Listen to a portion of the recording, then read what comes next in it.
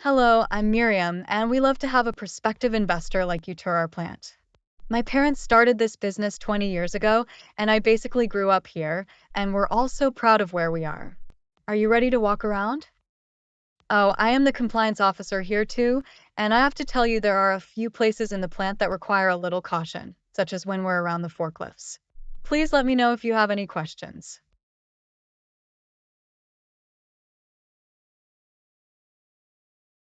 This is our main lobby. We usually use this place to greet visitors. We wanted the aquarium in the room because of the soothing sound of the moving water. Here's our main conference room.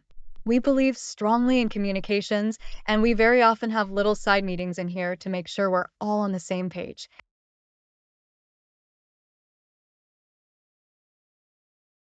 This is our main production process. We made this investment a few years ago to do bulk breaking. We service a lot of small customers, so they are happy to get our products in smaller, user-friendly containers. We're considering expansion into custom formulations as soon as we develop some formulation capability.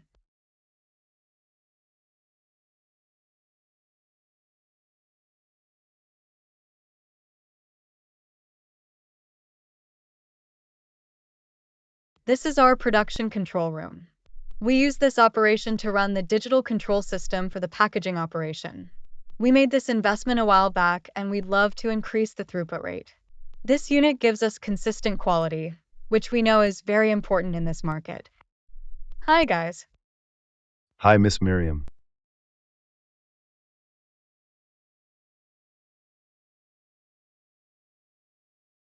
Here we are in the main warehouse. This is one of those places where we have to watch out for forklifts. Along with the line of sanitary supplies, we are also distributors of a variety of industrial materials and consumables. We try to be very adaptable to our customers' needs. We are working with some of the big aerospace companies, and we are careful in our contract review process to make sure we have the ability to keep our promises. This is our main IT server. As you can see, we could use a little upgrade in this regard. One of the things we're interested in from an investment standpoint is upgrading our MRP system and establishment of a CRM system so we can share marketing information. My brother Tommy is mainly in charge of this function.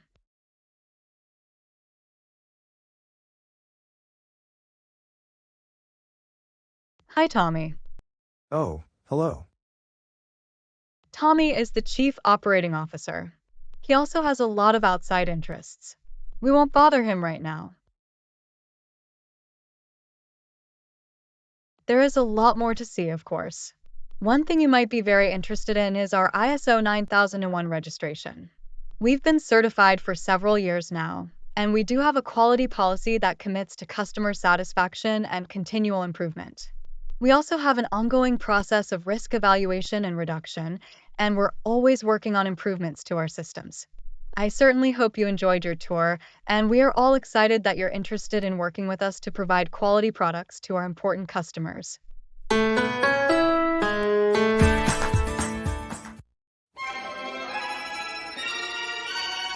Good grief, Tommy. Are you just sitting in here doom scrolling again? This had better be important. I'm watching the dock camera that's pointed at my fishing boat. I've got some news for you about our internal ISO audit. I just hate this time of year. Miriam gets her panties in a wad every year, and it's right in the middle of fishing season. I used AI to do the audit this year, and it found 27 nonconformances. Our registrar audit is in 2 weeks, and I will never have time to address them all. I'm too busy putting all of the quality documents on our new company letterhead. So how does that affect me exactly? You're the dam operations manager, and most of them happened in operations. The standard says that we have to take appropriate corrections or corrective actions without undue delay. What a jackass. If he wasn't my brother, I'd slap him. In fact, I might slap him anyway. Well, who decides what is appropriate? Supposedly we do. It's up to us to identify the urgency and act appropriately. I'm still not seeing a problem. We'll just define undue delay as 6 months from now, and that'll get us past the audit. That's a half-assed strategy for two reasons. First of all, the auditor might not buy it. Second of all, we might end up shipping non-conforming product in that time, and blowing off an audit finding and shipping non-conforming product may even leave us vulnerable to a major non-conformance. You're probably right. Why don't you and Carol get together and come up with a few action plans? I'll tell you why. You're top management, and Carol doesn't have the authority. Top management is supposed to take accountability for making sure the quality system delivers its planned results. Yeah, well, you and Carol try to figure it out for now, and you can let me know if you have any problems. I have a bad feeling about this. Carol is stressed out as it is, and I need to get my letterhead project done.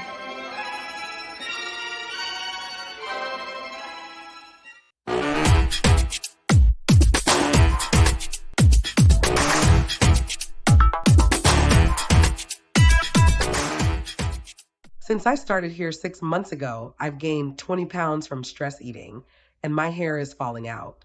There is something fundamentally wrong with this place. For me, it's because I have 3 bosses and none of them talk to one another. See those guys? They're supposed to be testing every 10th bottle, but they spend most of their time texting. They're longtime employees, and the management refuses to fire them. This IT server runs all of our so-called systems. I have no idea how it keeps running, and the security software expired at least 5 years ago. Inventory? That's a can of worms in and of itself. The system for cycle counts and inventory control is still manual. These people have no idea how much, if anything, this inventory is worth. I was a division manager at one point, and I knew every month what my financial results were. At this place, I have no idea whether my department is making money or not.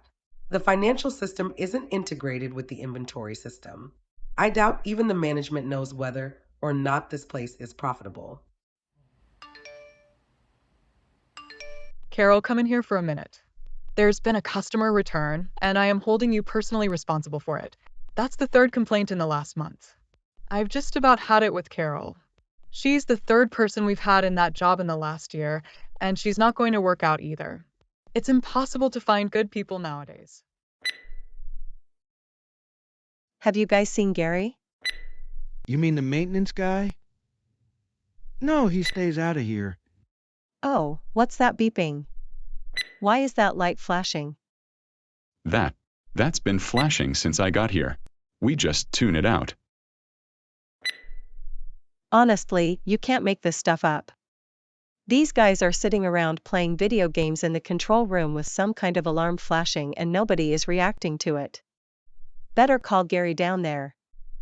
All right, so what's the problem? Can you tell us the story on this light? What does it mean? That's not connected to anything important. I wired this entire room years ago, and that thing doesn't mean anything. Why don't you get back to your office and mind your own business? So nothing's wrong? No, nothing's wrong. Now why don't you get the hell out of here and back to the office? Well, that just makes my day. I wonder what Tommy thinks about this. Tommy, I want to talk to you about that guy Gary. He just basically verbally harassed me and threw me out of the control room. Oh, that guy. He's a piece of work, isn't he? But the place can't run without him. He wired all of the control systems years ago, when he was working with my dad, and there isn't even a wiring diagram for it all. We actually hired an engineer a few years ago to try to figure it all out, and he had to give up.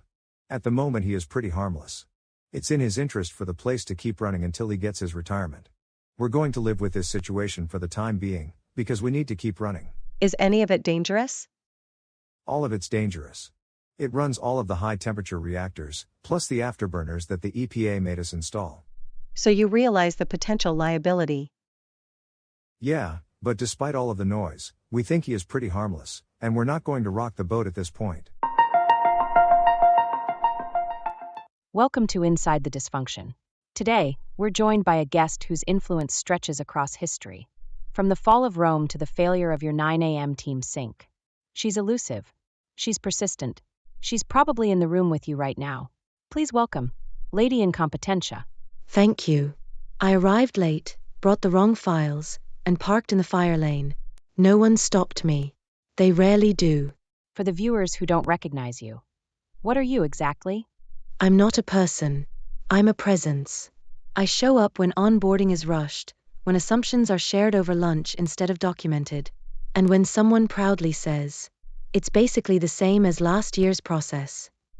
I'm the glitch in the org chart, the ghost in the shared drive, the reason your password expired again. So you're not the same as stupidity? Oh no, stupidity doesn't know better. I show up after you do. You had the checklist. You had the training. And still, you went with Chad's cousin's spreadsheet. Stupidity is tragic. I am tragicomic. Can you be stopped? Temporarily. If you're vigilant, humble, and caffeinated. But eventually, someone updates the procedure and forgets to change the revision number. And there I am, waiting by the printer. Do you have a favorite disaster? So many. I whispered launch now during the new Coke rollout. I was in the corner during Bud Light's 2023 brand meeting, highlighting action items in Comic Sans. But my favorite? Anytime someone says, "We've always done it this way." That's my lullaby. Lady Incompetencia, thank you for your time. We'll try to do better. That's adorable. Inside the Dysfunction. New episodes every time someone forgets to hit reply all. Welcome back to Beyond the Dysfunction podcast. Today's guest is Frank, the ISO auditor. So what is ISO and exactly what does an auditor do? Well, to be perfectly frank, it's not especially glamorous, although I do tend to get a prime parking spot. I walk around and figure out whether a company is in conformance with an international quality system standard. What's the benefit of that? The system started years ago with the old sailing vessels. If you wanted to ship something over the ocean, you hired a disinterested third party who knows that business to get a better idea of whether or not the ship was going to make it. So you're the disinterested third party? Surely it must be difficult sometimes. It's only difficult if the company is bad at it. And don't call me Shirley. I have a job this week in the distribution place that has been certified for many years. Frankly, I expect it to be simple. I'm worried about one thing, though. They sent me a note the other day and told me that they are ready. That usually means I'm in for some surprises. Do you know the guest we had on last week? Lady Incompetencia? Know her? You're kidding, of course. I couldn't do without her. I derive a nice income from human failure. Every year I send her a bouquet of wilted flowers to the wrong address on her birthday, which is April 1st, of course. Thanks again for appearing on our podcast. And don't call us kidding, Shirley. This is Beyond the Dysfunction podcast. New episodes when we feel like it. I need to inspect your forklift log. Aren't you supposed to inspect this forklift every day? This is it right here. Yeah, but this is blank. You're supposed to fill it out daily, aren't you? Yeah, but that's too much work. Tommy says we don't only need to fill it out once a week. Yeah, but this is blank. You haven't even been filling it out that often. You know why we're doing this, don't you? The insurance auditor was in here 6 months ago and is making us. They don't want to pay some big insurance settlement. You know what? This is ridiculous. Every time some inspector comes in here, they make it a little more complicated for us to do our jobs. In this case, it's just so they can cover their asses. Every time something comes up, the blanket response is to make us fill out a form. We already have 6 checklists a day that we're filling out before we load a single shipment. You want the truth? I don't care if they get sued or not. In fact, maybe I will be the one that sues them. If they really cared about us, they give us decent equipment to work with and do all of this with an app or something. The OSHA requirement is once a day. When's the last time something was wrong with it? Something's wrong with it right now. There's a hydraulic leak. Oh, how long has that been going on? Couple of days. I done told Tommy about it. This place is an accident waiting to happen. No forklift inspections, oil on the floor, and Tommy knows about it, and all he does is surf the web and go fishing. To make matters worse, I have to inspect the bulkway equipment today, and I am entirely too well dressed for it.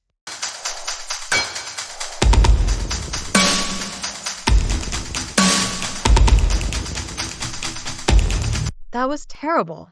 You want to guess whose idea it was to get into bulk breaking and chemical bottling? The same jackass who isn't around to clean it or make it run properly. I can't believe this. I am so stressed out. Our ISO audit is on Tuesday, and we aren't even close to ready. I don't have all of it on the new letterhead yet.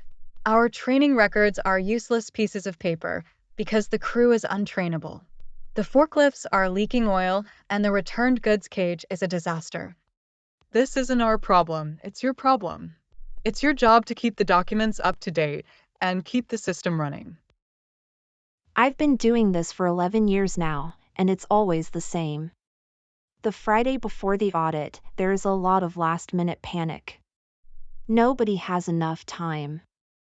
We end up putting flowers in the lobby and buying donuts for the auditor because we can't master the talent of keeping up with this stuff every day. Tell me again why we're doing this? I've wanted to drop this ISO certification for years. It costs a lot of money, plus it's a lot of jumping through hoops. It's because our customers are making us, including the Blockhead Corporation, which is more than half of our sales.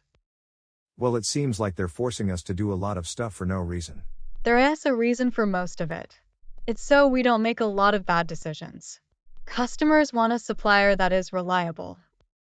So what's the action plan? I have to get back to watching my fishing boat. Action? What do you know about action?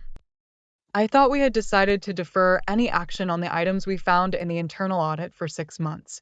That will supposedly let us off the hook for most of it. It's the stuff we didn't find in the internal audit that worries me. I can't go out into the plant and start asking questions yet. Wait a minute. What's going on? It's a big return from Blockhead Corporation. It's almost $35,000. A return? What the hell is wrong with it? I don't know. It just showed up. Well, does it have an RMA number? Did anybody tell you it was coming? Nah, I don't know anything about it. Why did you receive a return without an RMA number? You're supposed to have an RMA number or you send it back. Debbie told us to. Debbie? What does she have to do with it? She's the salesperson for Blockhead Corporation. I don't know nothing about it. She just told me to receive it. Something's going on here. Debbie is the salesperson, and Debbie is authorizing the return without documentation? And Debbie is telling the warehouse people to receive it without an RMA number? Something isn't right. Now what? Are you aware of the $37,000 return from Blockhead Corporation? No, that's Debbie's account. She handles all of the Blockhead. So Debbie can authorize her own returns? And Debbie doesn't have to get an RMA number? And Debbie is able to issue credit? And is Debbie going to refund the commission she earned on this sale? And do you not see that along with a conflict of interest and poor corporate control, since Blockhead Corporation is a federal contractor, all of this is quite possibly illegal? This is just fricking typical. The managers are subverting their own procedures. There is a flagrant conflict of interest in a company that's working with federal contractors. Maybe I should just call the whistleblower hotline, because of ethics issues. At this point, I can't tell whether this is laziness, stupidity, or incompetence. Okay, I am going in. You know, this job does take a bit of a physical toll. I flew in last night and dragged into a chain hotel at about 8. This place is a bit in the country, so I have to get up early to drive. The restaurant food is high carb. I always get the room next to the noisy ice machine, and some construction workers bumped into the room next door at midnight. I'm not really complaining. I am a bit like Madonna. They can't start without me. Oh, just in case you think you want to be an ISO auditor, to get this job, I had to have some combination of education and experience in the field I'm auditing. In this case, it's distribution. I had to pass an independent third-party auditing exam, which I paid for, and passed a 4-day approved auditing class. From there, I applied to several registrars and eventually was hired by 2 of them, each of which has a different web portal and training program. After that, I was an associate auditor for about a year, and worked with about a dozen senior auditors. I learned a lot in that period, including the idea that once we get out here on the road, a lot of the ISO process is left up to us, and the number one source variability in the entire system is the auditor. Since I'm a contractor, I don't get paid for travel either, so I do have a preference for customers that are close to home. There's a little off-site time built into our pay, but it's less than the actual paperwork and reporting. The auditing standard requires me to spend a certain amount of time on site, but it's up to me as to how I use it. Hello, it's you again. Lady Incompetencia. Don't tell me I put my shirt on inside out again. No, you look pretty good today, actually, but you're not getting any better at driving. I just wanted to let you know that I've been all through the place you're going today. Well, I'm not surprised. This place has had 10 auditors in the last 10 years, and I assumed that there was a reason. I'll keep an eye out for you. I try to be professional, as you know, but sometimes you feel sorry for me. Thanks for the heads up. Don't mention it. I will see you inside. Well, this is it. The auditor is here. Hello, I'm Frank, your ISO auditor. You must be... Miriam, I'm glad to finally meet you. Can I get you a donut? Maybe a little later. What a lovely lobby. Why, thank you. Yes, we do try to make the place pleasant. Can I get you coffee or something? Not right now, thanks. I'd like to get set up. Do we have a conference room or something similar for the opening meeting?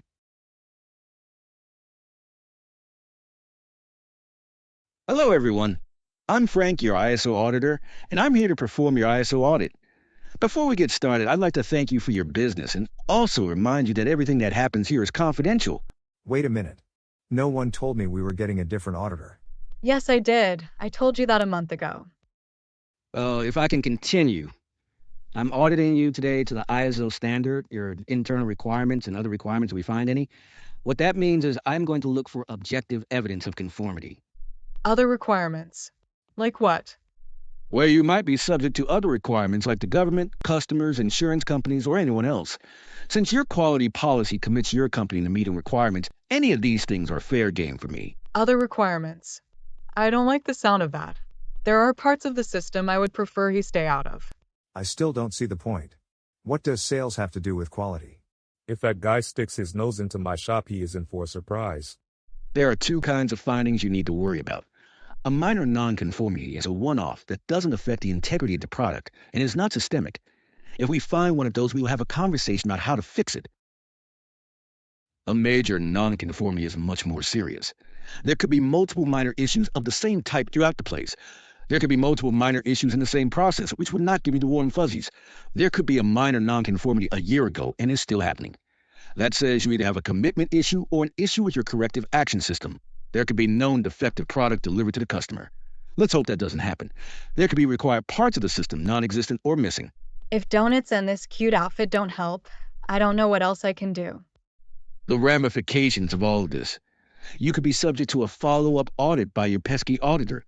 You could be subject to certificate suspension or termination with whatever ramifications that has on the customers that are requiring it. Ultimately, it's up to us to maintain the integrity of the system while at the same time acknowledging that it's in everybody's interest that you succeed. If anyone has any questions, please let me know. Otherwise, I'll be working with Miriam for a while to go over her QMS requirements. Thanks again for inviting me to work with you.